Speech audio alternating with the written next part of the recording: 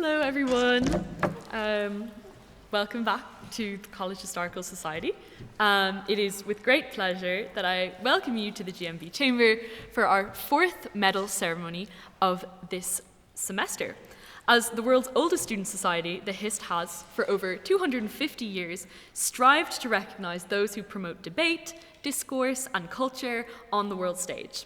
Every year, the Hist's committee nominates a small number of exceptional individuals to receive the Hist's Gold Medal in recognition of their outstanding contribution and achievements. This year alone, recipients of our medal have included President of Finland, Alexander Stubb, renowned classicist Mary Beard, and guitarist Bryce Dessner. In recent years, we've also awarded it to figures like Bernie Sanders, Desmond Tutu, and Jacinda Ardern. Today's guest is an Oxford and Harvard graduate, a double doctor, and has just finished her PhD in education leadership. She is the founder and director of her charity Empowered by V, making higher education accessible to underrepresented students. She serves as a young leader for the United Nations Sustainable Development Goals, and with over 280 subscribers on YouTube, 1,000 subscribers on YouTube, she continues to inspire and empower those all over the world. She is an activist, a writer, a speaker, a mentor, and an inspiration. The Hist is honoured and privileged, ladies and gentlemen, to present our gold medal for outstanding contribution to V. Kativhu.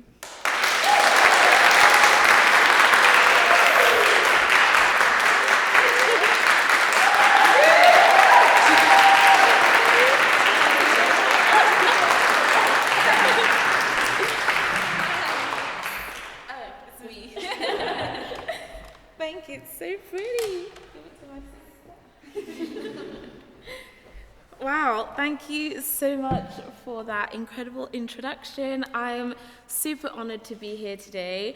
I feel really, really happy, but it's two ways, right? Like, I feel like I'm in a space and field where I'm trying to get myself out of work because the aim is to do education activism, and I want to not be doing this, So it's always like a bittersweet moment when you receive awards and things, because it's like, wow, that's so cool. I love that we're putting this work on the map and that we get to help recognize young people who are doing incredible work like this. But at the same time, I wish we didn't need activism in that way, So yeah, thank you so much. I'm really, really grateful and honored, especially with people who've gone before me who are just iconic in that way. So I'm really glad to be joining a roster of people who we can look up to.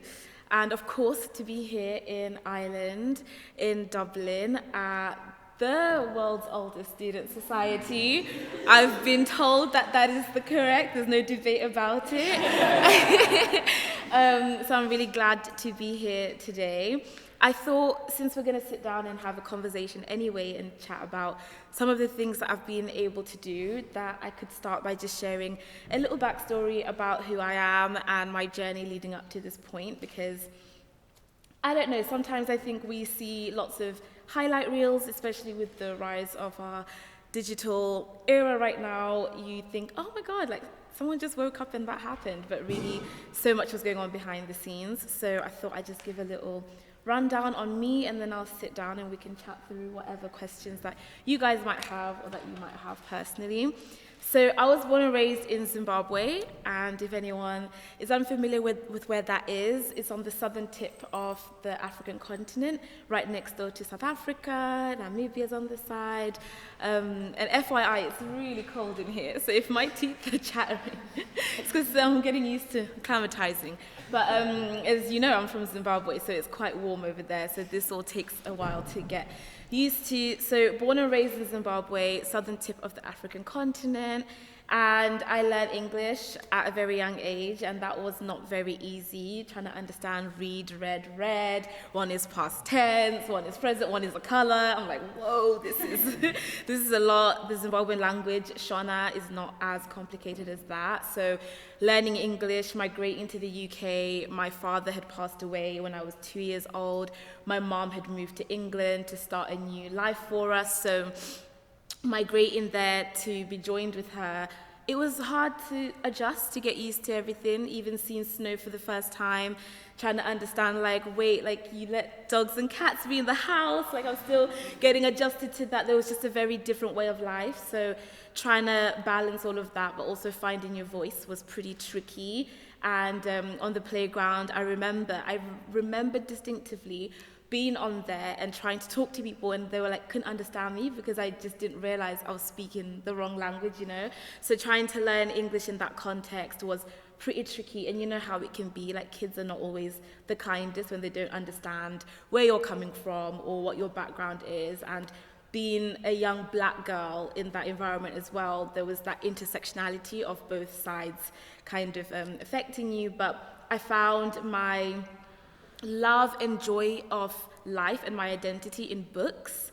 I read a lot, so I'd spend a lot of my time in the library or writing stories or anything of that nature, and that helped me learn English quite quickly. But also, I then had friends in my imagination. Books became this kind of like a movie playing in your mind, and you can press play, pause, and I realized, oh, the more that I read, the more that I have the language to kind of advocate for myself, and the more that I now know how to express myself, and I could see I could now make friends and people were communicating with me. So I quickly in my mind put learning, studying, and existing and being able to be happy in unison. So I think when people ask me when did this all begin, I put it to that early childhood memory of, wow, like, these books are giving me power. And I say that in hindsight because now I know how to put language to that, but at the time I just thought, oh, okay, like, reading equals being happier. So I read and I read and I read,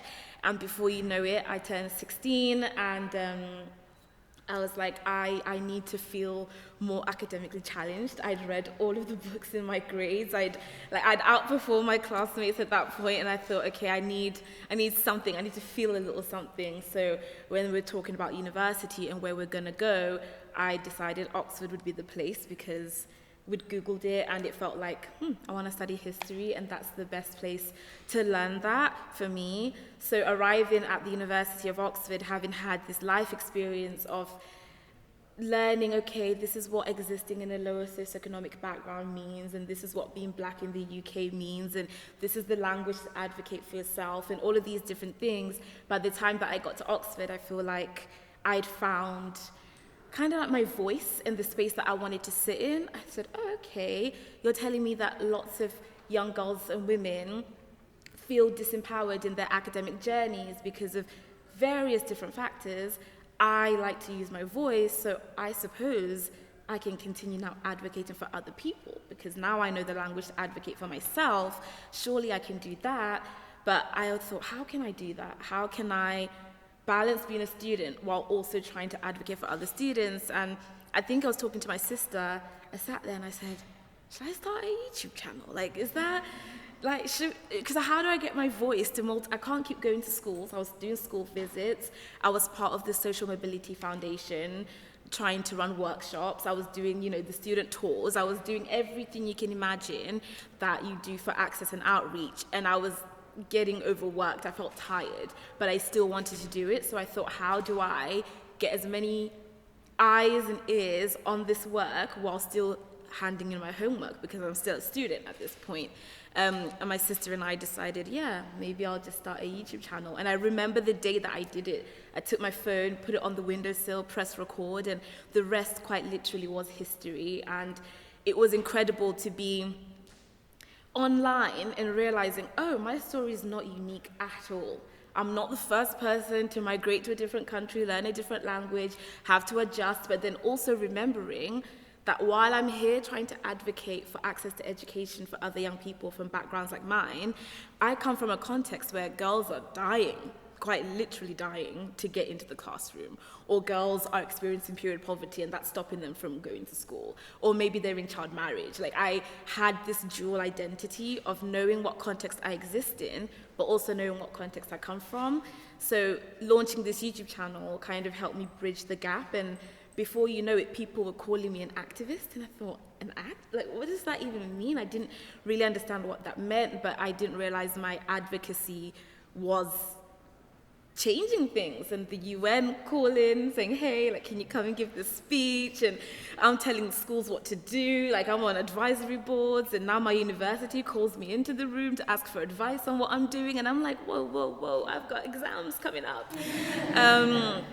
So it was just a really interesting snowball effect of kind of, number one, daring to be bold and say, just because it hasn't been done doesn't mean that it can't be done. I remember thinking, like I said, how do I talk to so many students? Oh, let me use the social media as a space to do that, and just trying to break out of the box. So I don't know if anyone in this room has been pondering on an idea that they want to launch or create, or wondering, can I actually be of any use to this issue that's existed for so long, or who am I? Like, I'm just this young person sitting in my room at Trinity College Dublin, like, what can I do? Just do it. You would be so surprised at the kind of impact that you can have, or that there are people waiting for what's existing in your brain. And I know so many of you have heard it before when someone says, oh, people take their ideas to the grave. Like, that is such a true statement. There are so many dreams and ideas in the graveyard that people felt so scared to say out loud because they thought no one's going to care. And for me, I thought, well, girls need to be in school. Like, they deserve the right to exist loudly and exercise their rights. Number two, they shouldn't just be in the classroom. They should be in there thriving, not just surviving it. So empowerment and girls' education became the thing, and I just doubled down on it. And years later, here we are. Went to Harvard to do international education policy because I didn't just want to also be in a room because I had people following my journey online. I never wanted to be in a room and someone says, oh, it's just because she has these followers. No, I am qualified in this. I've written the papers. I've done the research. I've gone to school and like put my money where my mouth is, you know? So that's why I did the degree at Harvard, and then the PhD. I thought, okay, eventually I want to return to Zimbabwe, and this is the work that lights my soul on fire. But again, I don't want to just lead on passion. I want to lead on data. I want to say, hey, I've been conducting that research for so long, and here's what I found, so this is my suggestion. And I didn't want my birthright to be the reason as well, to say I was born here, so listen to me. No, I haven't existed in that context for so long. I'm not walking in the shoes of those girls right now. What I feel is based on feeling and what I'm reading, but I'm no longer in it, so I need to at least come in and say, I'm doing the work. So that was the PhD, and that ended 2 weeks ago. Crazy.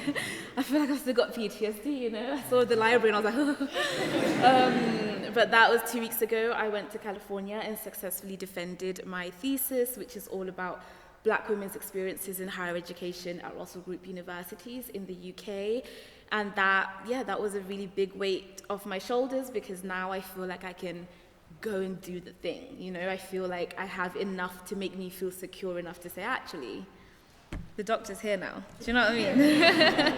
It's me. But yeah, I've enjoyed my journey so far. I'm sure we'll dig into it more, but I just hope it serves as a testament to anybody who's ever doubting themselves or doubting the pathway or thinking, who's gonna care? You will just be so surprised. I had no idea what was on the other side of putting my phone on that windowsill to begin that YouTube channel. I could not have predicted any of this, you know. I'm 27 years old, I'm getting there, but 27 years old, and I could not have predicted it. So keep believing in yourself. I know people say that and you're like, yeah, but really keep believing in yourself, because audacity is something that you have to have as you're navigating these institutions and these places, especially if they were never really designed for someone from a background like yours, who looks like you or sounds like you. You kind of have to be audacious in kicking the door down and saying, actually, Mr. President, I will speak now. You know, I've done that at the UN before.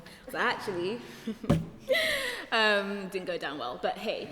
So just keep pushing, and one day you'll be at the Hist getting a gold medal. This is crazy. I feel so lucky to be here, and I love, of course, universities and student societies. So this really is like on the list for me of things that I've been able to do. So thank you so much, and I'm honored.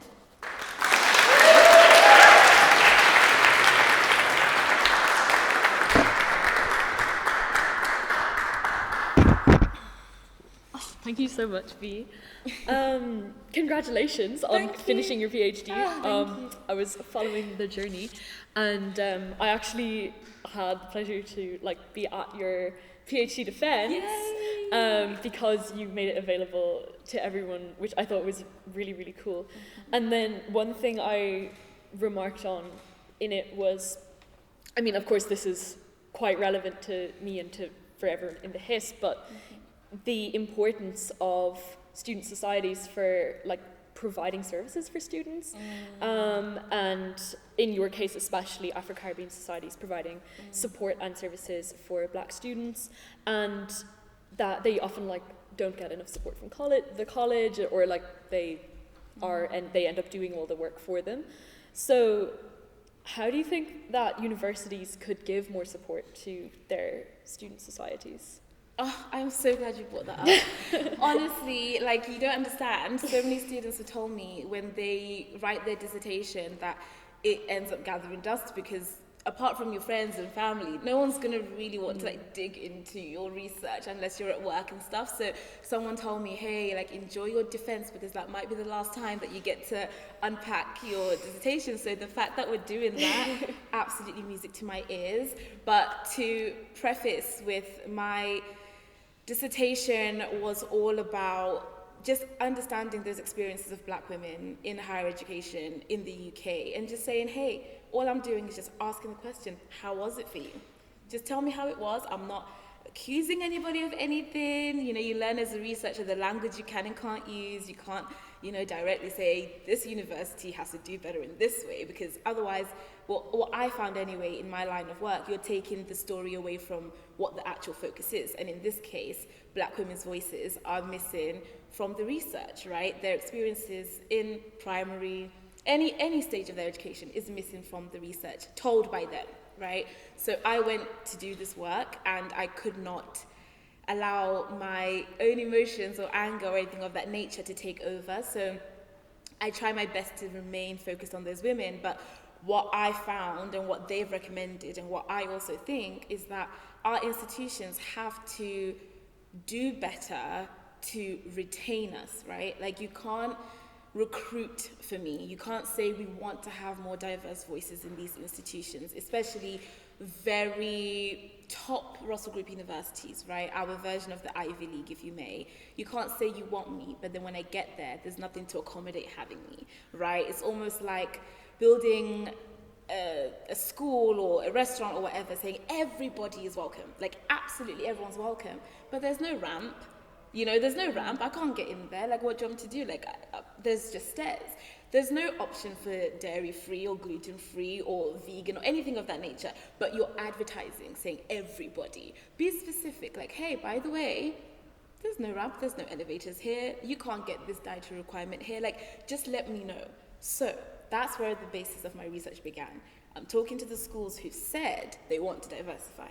They've said they want to have me there. But based on that and based on what these women are saying, that's not what they're getting. So what do I think these schools need to do? They have to put their money where their mouth is, right? We're not, especially at these top research institutions, we're not short of funding. You're telling me there's no funding to work on this problem that you say matters so much to you? You're spending so much money in this recruitment. My face is all over your website, but you can't put some money behind to make sure I actually can exist there loudly and not have to suffer in silence. What can they do? They can put more money behind societies.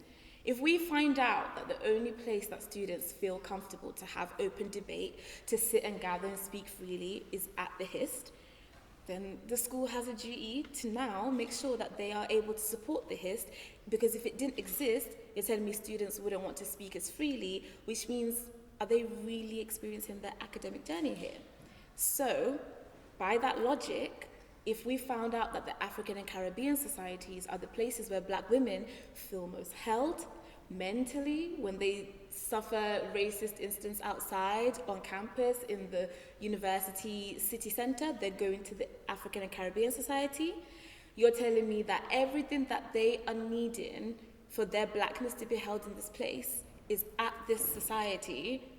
Why is that society begging for £500 of funding to run an event, But then when the event is successful, it's on the website. Your chancellors are saying, oh, look at what we're doing. We? Who's we? Who's we? Right? Because when we're doing this and we're trying to find how to feed everybody to be at this event, we're trying to find rooms to host it because we can't afford it as a society, you're not there. Now that it's gone well, the numbers are rising, you're getting pros in the press and things, you say we, but when we say, hey, this is what the students are saying they need, you're nowhere to be found. That doesn't sit well with me. They can put some more funding, they can hire somebody who's trained, they can hire someone who's trained who can come and just oversee and make sure that these students who are running this society are doing it properly. First of all, we're young, we're 18, we can make mistakes. What do I know about supporting all of these people? I'm doing my best because I care, but actually I'm not trained in this. I'm not a mental health professional. You're telling me that a young black student feels suicidal because they are receiving so many racial threats about being in this university, and at 18 I deal with that alone? But my university is nowhere to be found? I don't know, that sounds like an injustice to me. Yeah. Do you know what I mean? Definitely. Yeah, no, it's really cool and it's like really important work. And I wanted to ask you, because you get to go into policy making spaces and like you get to go into boardrooms, and this research will allow you to do that more and more. Is there any, because we all kind of, I don't know, see the problems with the education system at the moment because we've all experienced it, like we've all lived it. But is there any changes to education policy that you see coming in the near future that you feel excited about, or that you think is like good changes?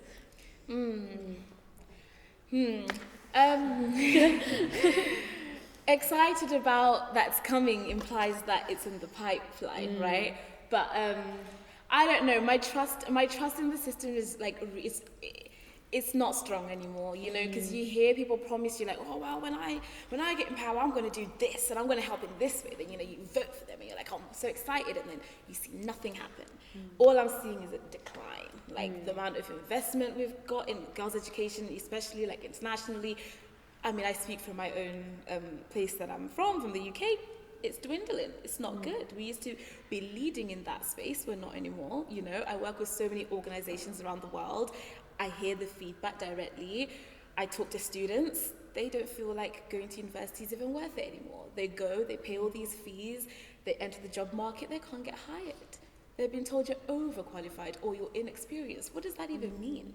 Because what have we done that we're raising tuition, but then not raising the caliber of what that degree means and how you can actually use it? Because if there isn't an alignment in the job market for recognizing this thing I've just spent 4 years giving my like heart and soul to and gaining debt from, something has to change. So for me, before I get excited about any new things being introduced, can we deal with the current? Can we like actually live up to the promises you've given me currently as a young person? I mean, I was reading the Youth Index Progress Report that just came out from 2025, and I just was like, oh man, everything is just on a downward spiral. And I'm like, to be a young person right now at this moment, to have like full faith in your education system, like wow, like you're here to really serve me, to hold me mentally, make sure that financially I actually benefit from this. Of course, there are other benefits that we can talk about, like being able to debate, being able to make our friends, to find yourself and all those things. I still believe in that, but on a pragmatic level, I'm actually spending money to be here. And like, are we making sure that our primary school settings are equipping and giving our children the skills that they need to actually end up surviving in this world? You know, so many kids and students are saying, wait, I didn't learn this at school. Why didn't I learn about debt management?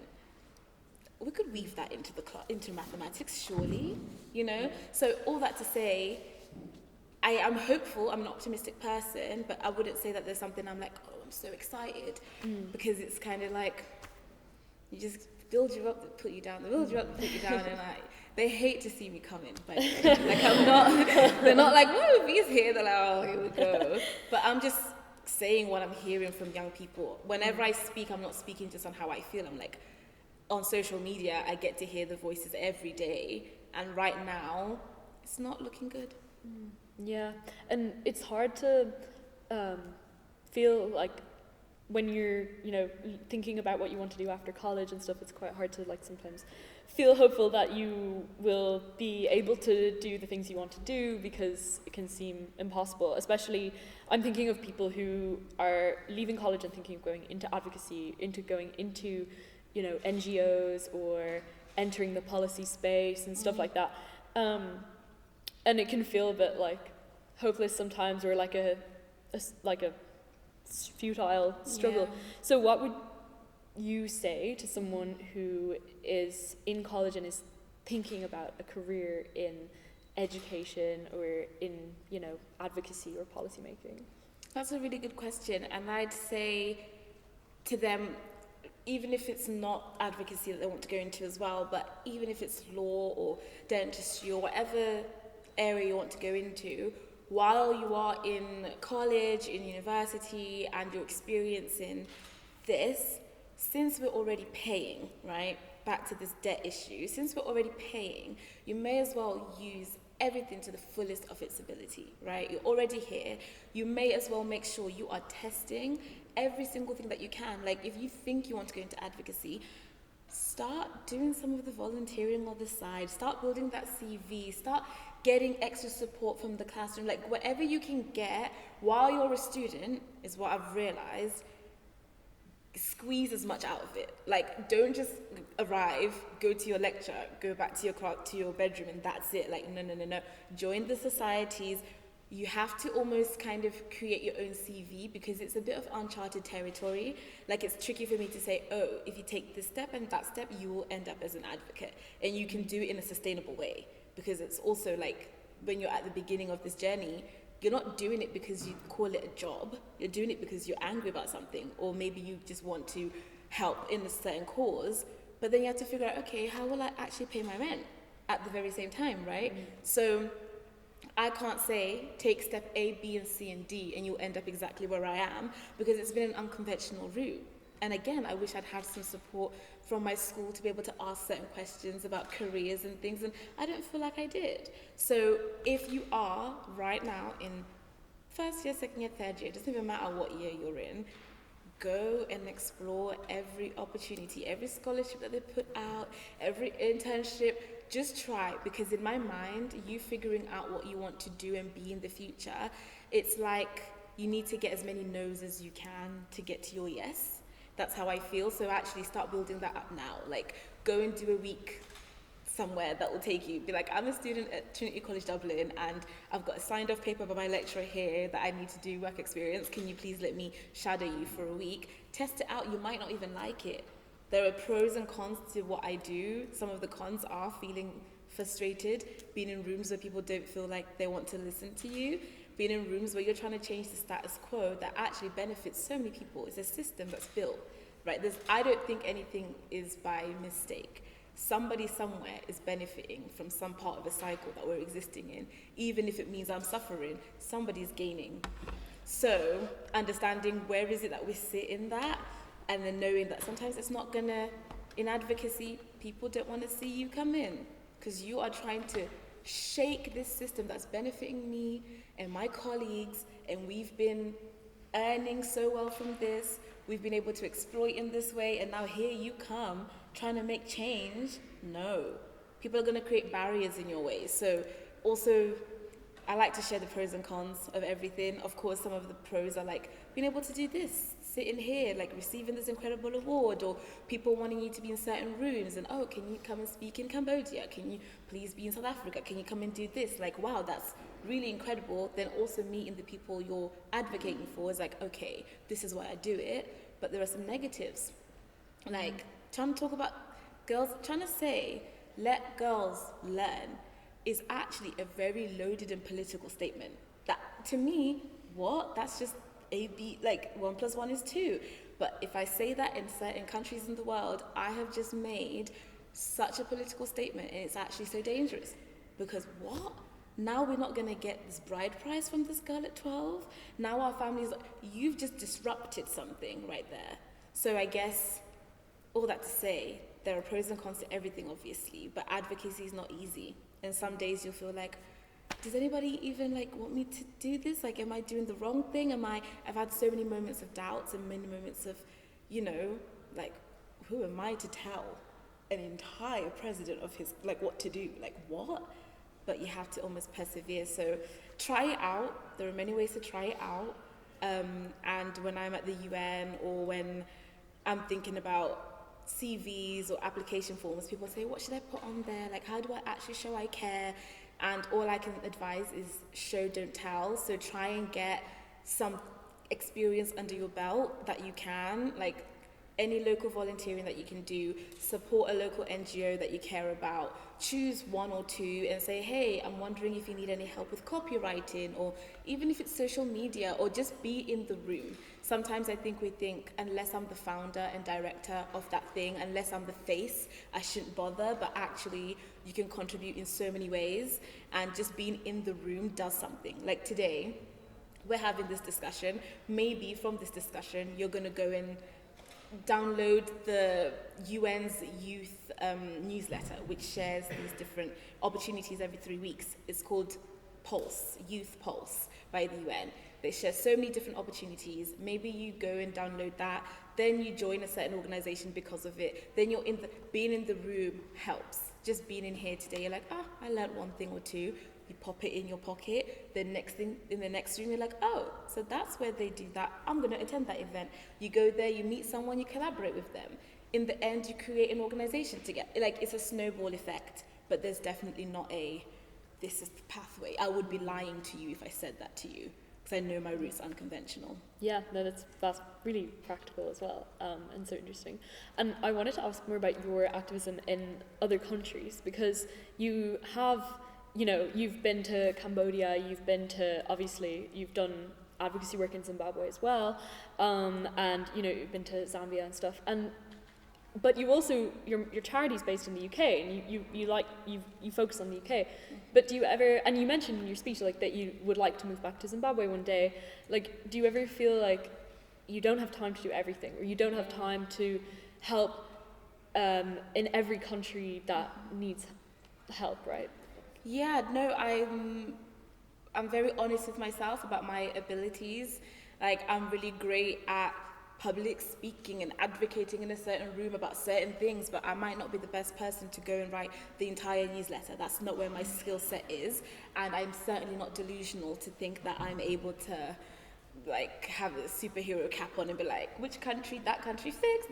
No, like every country has different contexts. Like when I'm in India, we're discussing more about period poverty and violence against girls and women. When I'm in Zimbabwe, we're talking more about the education crisis and how many girls are not in that classroom. When I'm in Cambodia, it really varies based on the place that you're in, and I could not be able to do all of that, especially alone.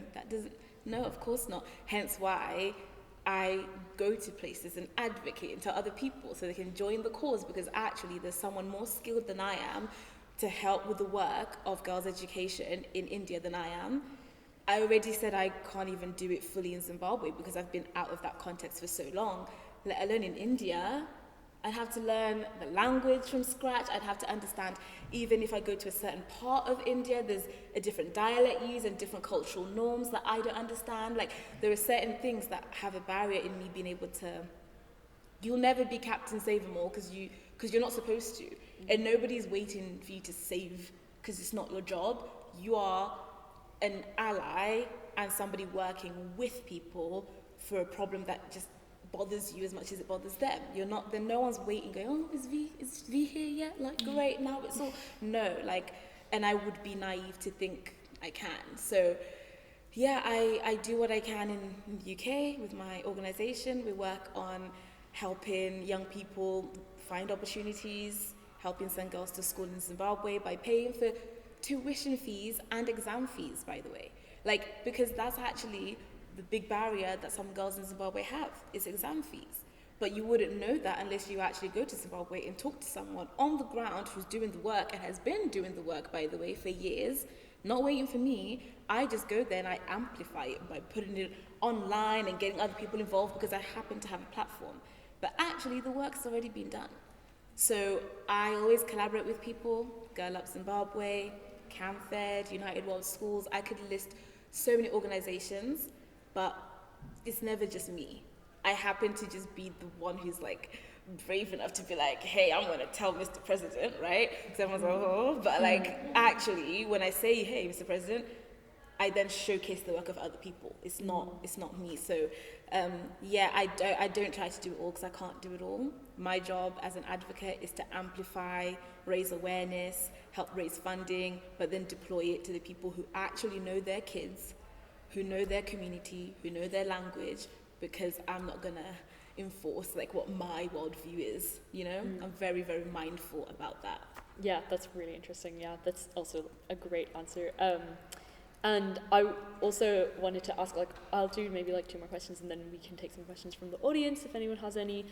But because you have such a big platform, like you have so many followers, and I've heard, people with online presence before talking about the kind of feeling a sense of responsibility to like use their platform to, raise awareness for things. And I mean, obviously your platform is all about that anyway, but do you ever feel like pressured to maybe deal with subjects that like aren't really, they're not your passion, but because you have an audience, you're like, oh, maybe I need to address this, or do you ever feel like pressure like that? Oh yeah, all the time. Every day in my DM, someone is like, why are you not speaking about this thing? Why are you not speaking about that thing? And did you know this is happening here? And and I'm talking all over the world. In the space of an hour, I could receive 10 messages from people quite literally opposite parts of the world being like, why are you not speaking about this thing? And I'm like, number one, thank you for letting me know. I didn't even know that was going on right now, right? I didn't even realize that thing that just happened 10 minutes ago is happening, let alone for me to have prepared a statement and to have something already to say. I stay in my lane. That's my biggest thing. And I hope that's come across today. I do not want to ever be anything that I'm not, or for the pressure to perform in any way for anyone, or to think, oh guys, I will speak about I would become a news channel, by the way. If I were to speak about every single thing happening in the world at every given second, because where's the line, right? How can I say, okay, fine, sure, I'll talk about what's happening over there, but then I'm not going to listen to you. No, if you're going to do that, do it for everybody, right? Where's the line? And it doesn't mean that I don't care. Of course not. People always say, well, what about boys? You always talk about girls' education. Do you think boys don't deserve to learn? I'm like, well, that's not what I'm saying. Obviously not. But for me, and where I find I can fill a gap with my knowledge and my expertise and what I've spent years investing and learning about, is this topic. I don't think I have the knowledge to speak to that issue in a way that will do it justice. So I'm going to let somebody else take that. You can't do it all. You can't. And I'm not the president of any country, actually. So it means, do you know what I mean? I think when you, when you're at that point, it's like, oh wait, everything falls under your purview, right? You command the military, you do this, you do that. You can't say, not feeling it, guys, I'm tapping out. You're the president, right? We need you to act. I am a girls' education activist. That is what I've promised that I will do. That is what I'm going to stand by doing. I'm going to read the papers. I'm going to stay on top of it. I'm going to do my homework. I am not going to act on impulse. I'm going to have a mindfulness for duty of care of who's following my platforms. I'm going to make sure I take care of my corner of the internet that I am creating over here. And that's what I'm going to do. And I trust that my colleagues in the advocacy space who are in climate, who are in this, they're doing their bit. But until I've done that work and read those papers, I don't think I have the right to just go speaking about everything. I could do more damage than good, actually. Because I'm just waking up and reacting without actually reading the facts. And before you know it, I've now mobilized people to do something that, oh, I didn't mean it, I've reread. Now I've got people mobilized. I have to own that. And I'm not doing anything that I'm not proud of doing, or that I wouldn't be proud of seeing go viral on BBC News or something, So, yes, the pressure's there, but wrong one. Yeah, and then on your YouTube channel as well, you're always so raw and honest. Yeah. Like, I don't know how many like videos I've watched of you like opening your grades in front of a camera and then like crying in front of the camera, or celebrating. Like, sometimes it's good as well. But do you ever feel scared to like share like the most like personal? Because like for me, like opening my grades is such a personal moment. Like, I wouldn't want anyone to see that. Like, do you ever feel scared of sharing it, or feel like, oh, maybe this time I won't film it, you know, or something like that, or even just in like a, not even in terms of grades, but in other things, do you ever feel scared to share and be so honest? Yes and no. I feel like I was very good at the beginning of my journey online on creating my boundaries on what I was willing to give and not give parts of myself. So I've just touched on topics that I will and will not like discuss, right? You know why? I'm not qualified, blah, blah, blah. When it then comes to like me as a being, love life off the cards, right? Like, I don't know how it's relevant to getting those girls in school, you know, like, unless he's got like a magic button or something, leave him out of it, right? So love life off the cards. If I argue with my sister, how is that relevant? Off the cards. Education, me in the classroom, my grades, what school I'm going to, how much my tuition was, all of that on the cards. I welcome it. I decided I feel comfortable. And what's the worst that can happen? I fail, I don't get in, I've been rejected online, NYU. We don't talk about NYU. But I didn't know what was gonna happen, and when that rejection came, I don't know, at some point there's like a mutual agreement of like, okay, you guys are here supporting my journey, you're like with me in this, and I promise to be as open as I can be in the area that I feel comfortable. Sometimes you're gonna fail, sometimes you're gonna pass, and it would be dishonest of me to only show the highlights of that, because I have people who are wanting to follow in my footsteps, and they're gonna be like, well, why didn't you let me know that sometimes a rejection comes? And also, I never want anyone to think getting rejected means that they're a reject, or failure means that they're a failure. No, it's part and parcel of the journey of building publicly, of doing this work, and sometimes you'll get it wrong, sometimes you'll get it right, and it's okay. So I think for me to ask that of my audience, I also have to be willing to do that. So that vulnerability for me, although when I watch it back and I'm like, oh, I'm like, that's what happened. That is exactly what happened, and I'm okay with someone playing that back to me in 10 years. And I always say, if you don't feel comfortable with what you're about to say, if it went viral or whatever, you shouldn't put it out. But for me, those essay crises, those rejections, me getting bad grades, it's all led to where I'm sitting here today. So if I'm like, guys, look, I got this gold award, and someone's like, oh, one day I want that gold award, it would be so misleading to pretend that's just been because of a series of wins. No, it hasn't. It's also been the failures that I have to watch back forever. One of them went so viral, and I was like, oh, and we made it to Twitter or X, and once it was there, it's too late. It's too late, and you have to just, it's part and parcel of it. I think it's not right to only like want the highs of something and like enjoy the perks of everything and like not take what comes with it. So yeah, to be online as a YouTuber or an author, or to be a young leader at the UN, that has incredible things that can happen, but also there's some bad. And for me to also be an advocate, which is my life's work and what I take the most serious, I'm gonna get things right, and sometimes I won't get it right, but that is part of what I've committed to. So yeah, imagine now adding like other layers like love and family, and now you're like, no, I couldn't. So, like you're posting every day. Yeah, education and girls empowerment is all you're gonna hear me talk about, because that's all I have the bandwidth to discuss. And it's like really, I mean, it's so comforting to to see people being really raw and honest online, and like know that, you know, they're just people as well, and everyone like has failures. But yeah, does anyone from the audience want to ask a question? We'll go with this. Yeah. You mentioned a lot like your family, like you brought your family here, and you sought advice from your sister about making your YouTube channel. And then I was just wondering, because you say like advocacy is like such a risky pathway, and there's all these factors. How does involving your family with your work impact your decision making? Are there advantages or disadvantages to it that you think you have compared to someone who'd be maybe going in alone? Yeah, that's a really good question, and I've never been asked that before, actually. So that's really, really. The thing is, it's never truly crossed my mind in that way of like, oh, like, will I ever, offend a certain country to a degree that like they're gonna want to get me and like my family's in danger or something? Like, it's never crossed my mind in that way, because I suppose my family have always empowered me to go and do my work, and we're very much we're in it together, all for nothing kind of family. That question's really never come up, you know.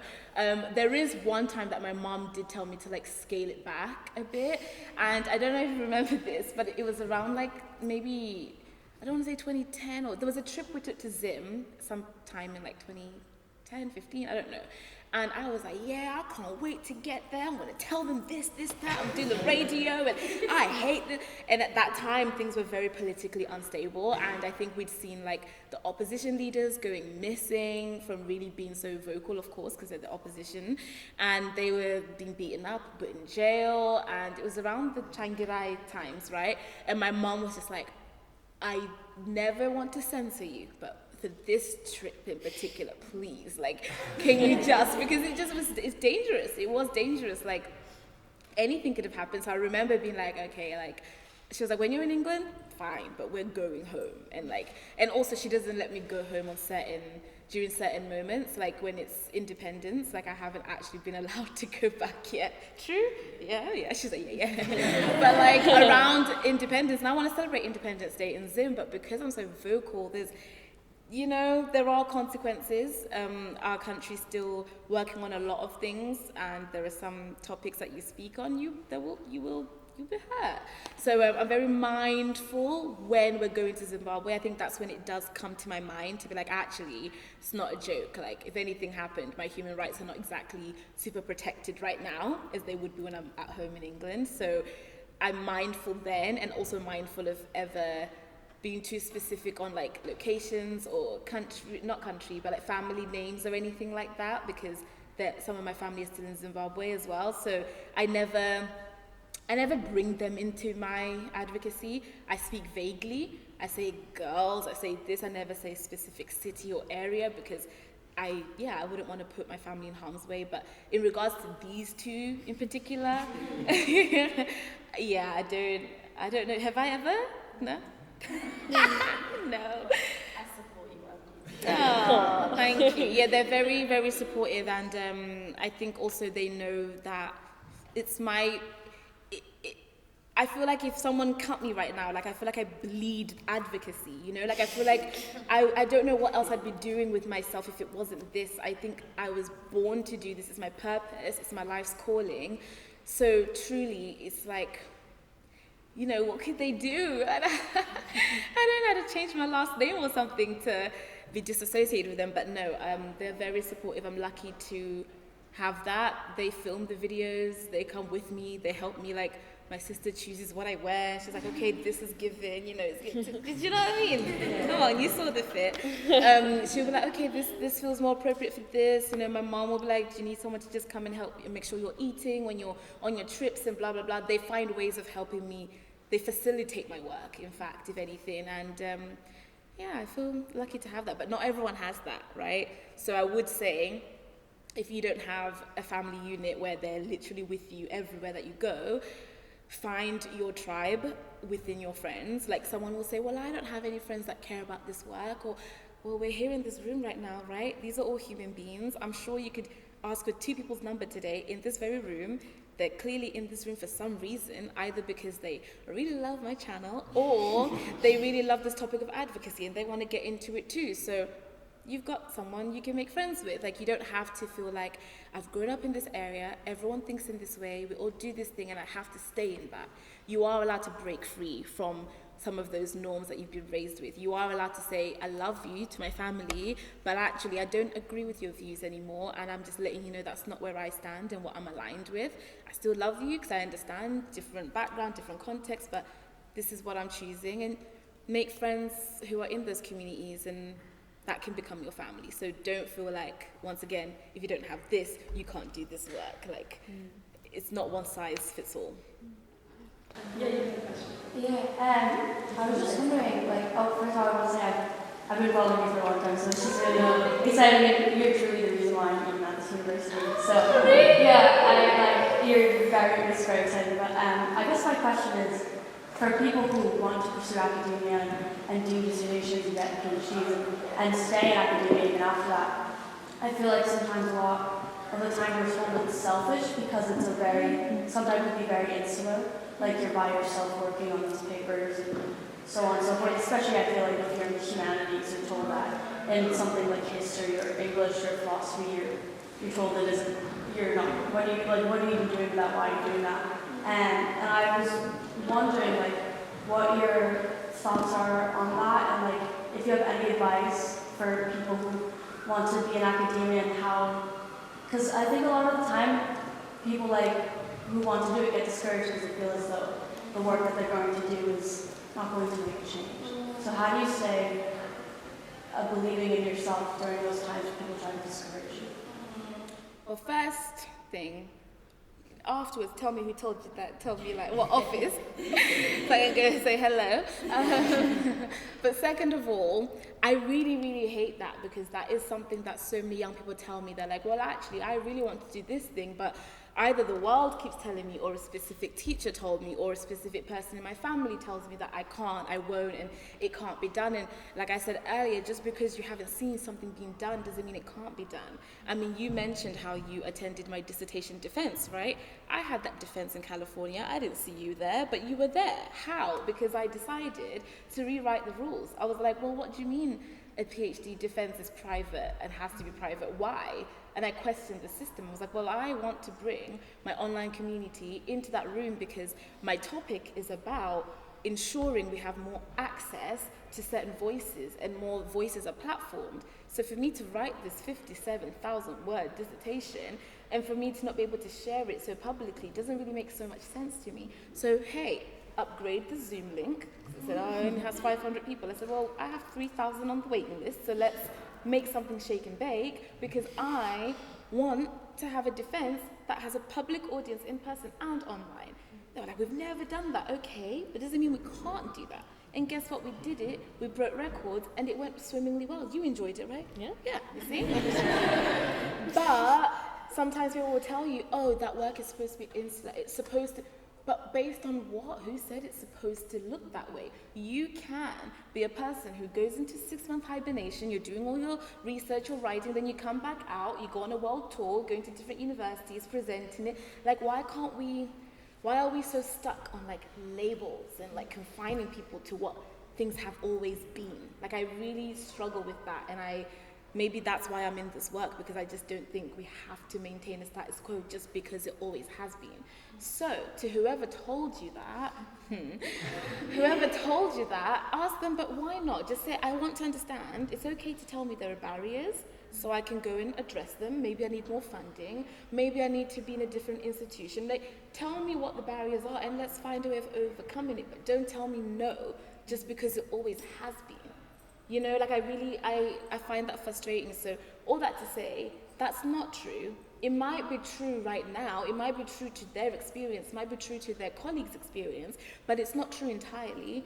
Like, I walk into the UN twirling, wearing pink fluffy suits. I have dissertation defenses with people watching. You know, I do this work in a way, and I will still consider myself as an academic and also a future researcher who will be contributing to this work, but I don't look or sound like the traditional person who's done that. But does that mean that my work will be any less valid or it will have any less impact? No. So stick to your guns, like exactly what you want to do, keep pursuing it, and every time they say, oh, just say why. Just be like, genuinely tell me why. And when you start hearing the reasons why, you're like, well, actually, okay, that's the reason why you don't want me in that room? Okay. So, like, you'll be surprised at what you find to anybody when you actually start questioning the systems.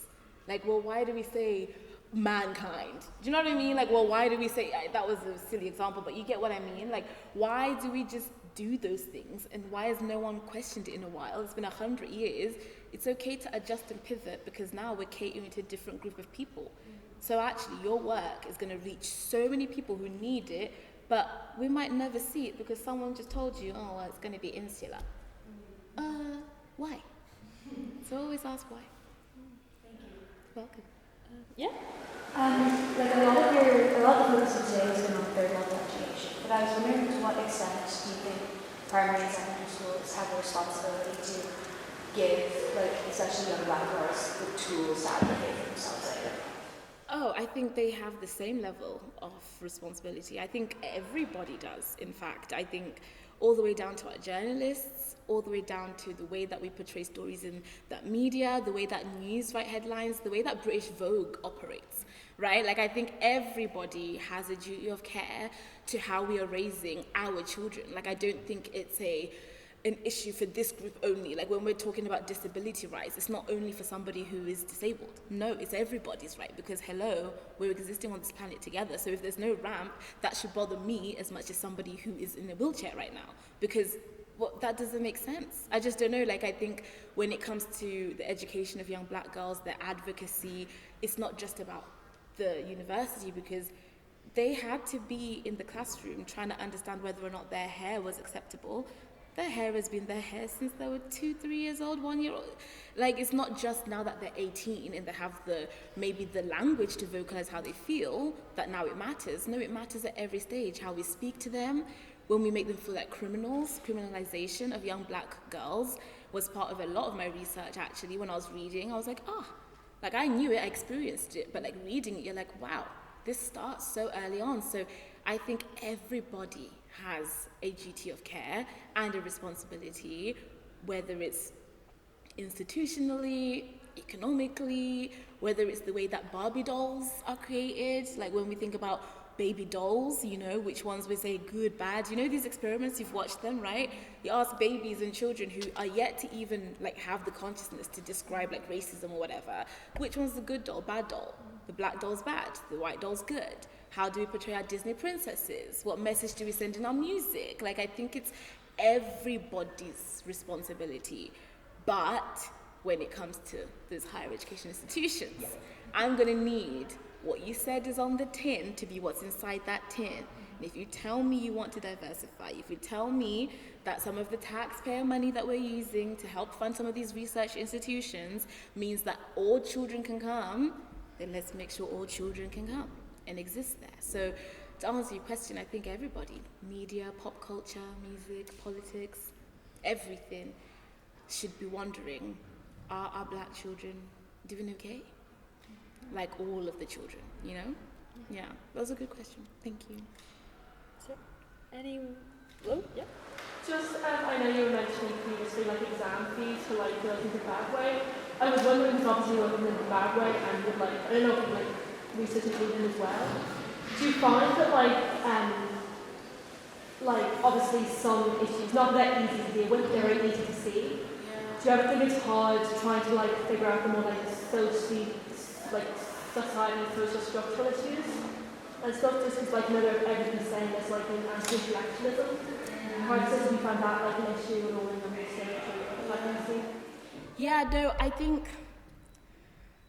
how do I answer that? I think that some problems are harder to see because they're not, number one, we say this a lot in the activism space, but they don't feel as like sexy or like headlines, right? It doesn't feel like, oh my God, the world is burning right now, act now, for everybody to take action. It's like, girls feel disempowered. I'm sure it will. It's not headline heavy, right? So it is more difficult to see sometimes. So it's easier to explain to someone to say, actually, what's needed is entrance fees, because when you give them money for entrance fees, you get more girls through the door to sit the exams, which means that they then finish their high schooling. That's easier to say than to be like, actually, this is also like a societal issue, like about how they're existing in their society. It's wondering, do they feel like they have a sense of belonging? Do they feel like seen, heard, valued? That even if we do pay for those tuition fees and they enter that classroom and sit there, do they feel like they can actually exist loudly, safely, peacefully, raise their hand and actually take part? Because that's the whole preface of like my thesis, right? To say, recruitment doesn't automatically equal retention. And neither does having faces that look like you mean that, okay, now I feel a sense of belonging. Like, no, you have to dig deeper. You have to commit to the work. So on the rise of exactly what you're discussing, I just think the best way I can sum it up is I just need everybody to actually do what it is that they say they're going to do. And if you want to look at the issue of girls' education in Zimbabwe or wherever in the world, India, Cambodia, UK, wherever, then be willing to look at the whole girl. Not just parts of her, not only the tuition fees or the examination entrance fees, but everything. Okay, you say period poverty, what does that mean about our menstrual products? Do we have enough? Are they affordable? Do we need to make them free? You have to do a whole lot of back work to then have the debate of should they be free or not, and whose job is it to provide that? Fine. Domestic violence. Why are some of the girls actually taken out of the classroom? Domestic violence. From where? Oh, because they're married off young. But why? And you have to be willing to say it's not a one-stop shop of like, oh, we've paid the fees, we did a good job. No, it's deeper. The layers are deeper. So all that to say, once they're in that classroom, are we also making sure that they're able to actually learn freely? Because you could be in the classroom, 1 + 1, what's the answer? What's the answer, V? I know the answer, but you just misnamed me.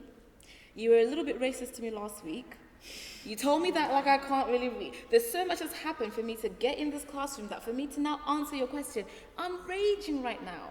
And then when I turn on the TV, you're telling me that I'm just going to be arrested, I'm going to only end up praying. There's the language you use about me, and now you're questioning why my essay is not up to par. Do you know what I had to do to write that essay?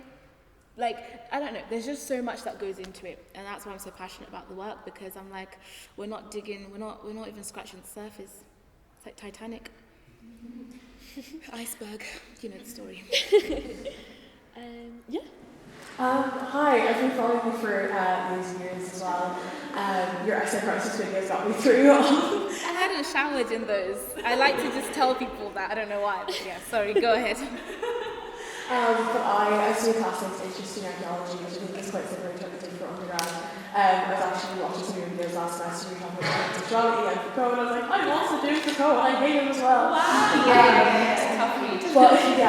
But I wanted to ask what skills you learned from your undergrad that you can take it into your work that you do now, and also when it comes to kind of paving the way and doing a new job that maybe somebody else has not done before, how do you break into that space and pave your own way as someone who, someone like you has never done that job before? Yeah, that's a brilliant question, thank you.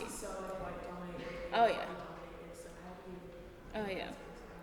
No, I really appreciate that question, and actually touching on what you just ended with about how it is a lot of the work you're studying is very European, right? Like you are having to kind of fight to learn more about history that might not be in the curriculum. So I think the first question about what skills did I learn in undergrad that I've been able to take to my work now, and of course I read classical archaeology and ancient history at Oxford, and that's not what I'm doing now at all, but I think these are all transferable skills, honestly, like learning how to actually debate and argue in those essays about work that maybe I don't connect to as much, but like I still need to get my grades and pass. Like you have to channel a different part of your brain to be able to do that. So I've learned how to debate in that way through my work, my papers, which I'm very proud of. And FYI, I would read out my essays on YouTube just to be kind, to show people like, hey, this is what I submitted and what grade I got. Then they would rewrite it and regrade it for me and tell me, actually, your professor was generous there. This is and I was like, what? So that's just a little pet peeve I had along the way. But you learn to defend your work. I had to be in the comment section, oh, really? Well, let me, because you have to learn how to defend your work. And I think sometimes when we're going through our academic journeys, we are almost so desperate to finish that we forget to actually be in it and to also enjoy the journey of it. So learning how to write and defend my essays and read them out loud to thousands of people online who were not doing my subject, did not understand why I was given that grade, when I don't know.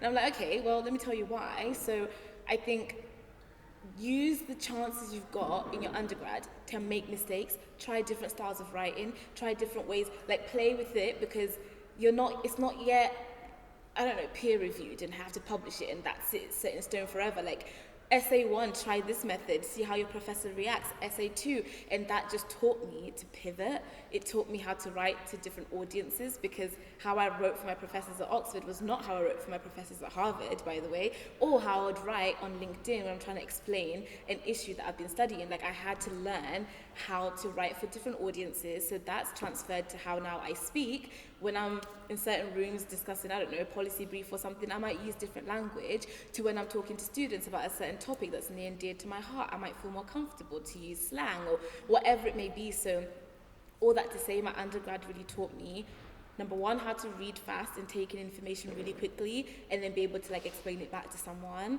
how to retain that information, but also how to express myself without being like, when you see those tweets where someone says, how do I kindly tell my boss to like shut the heck up in like professional terms, and someone says it back. I feel like that's what I learned at Oxford. I'm like, okay, like what I'm reading right now does not make sense to me. This is absolutely not the right thing, but here's how I'm going to present it. So I think it taught me how to adjust to different contexts that don't always serve me or always were built for me.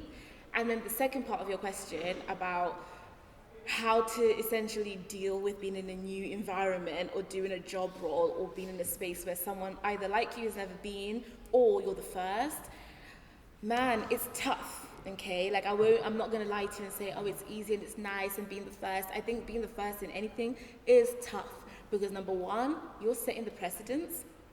So now other people will then look to you. Like now, today, everyone's like, oh, how do we do advocacy? Imagine if I had done it in a way that was so harmful and so all of these things.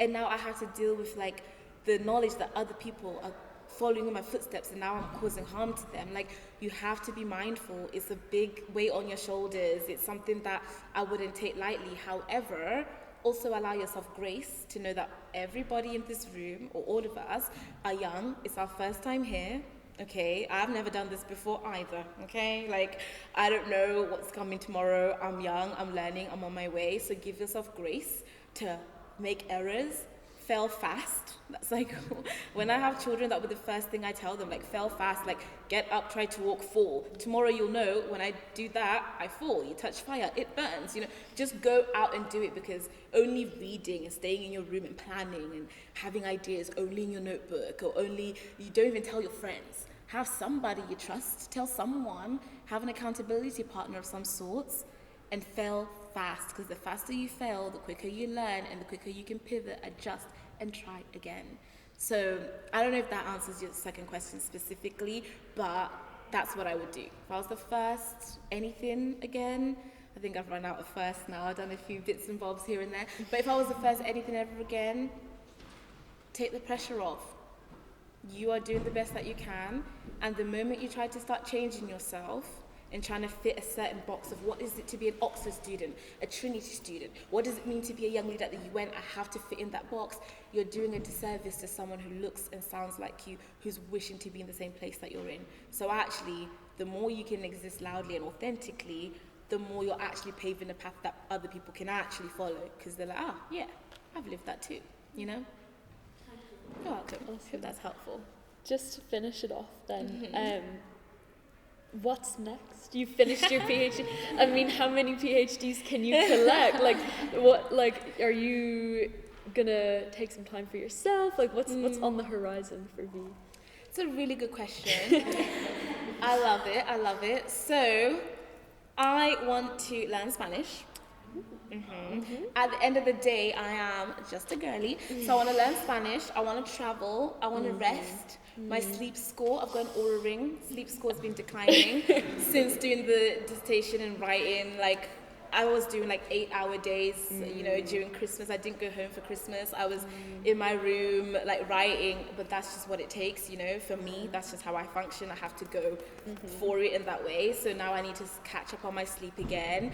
I want to write more. I want to write more papers on girls' education and start actually platforming the work that I've been seeing. So far, I've just been like a very passionate and angry, like activist who's going around the world, seeing something and keeping this in my heart. Now I need to write it, put data on it, and like for the people who actually can do something to do something. So I want to write more papers and publish peer-reviewed articles and things.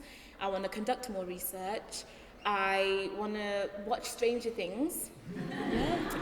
Yeah, people were talking about it for the past like few years and no idea. Couldn't tell you anything about it. So I want to watch Stranger Things and Harry Potter. Haven't watched that. I know, being at Oxford, everyone's like, Harry Potter college. I'm like, okay, sure. I want to travel some more. And the last one, which is very exciting, I'm going to start dating properly. Yeah. Yeah, so you'll see.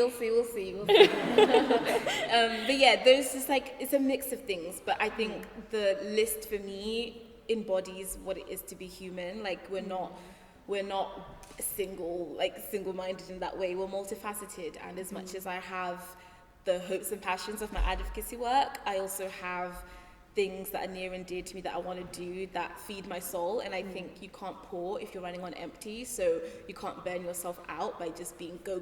You're not a machine. My good friend Hayley always says that you're a human being, not a human doing, you know, like it's not like your job to be robotic and wake up and to-do lists and checklists. Sometimes go take a walk on the beach in Jamaica and eat jerk chicken and rice, you know? Like sometimes do that, but also the next day go do your speech at UNESCO and write a policy paper. Like you can do both. It's not either or, you can do both. Awesome. Oh, thank you so much for coming. Yeah,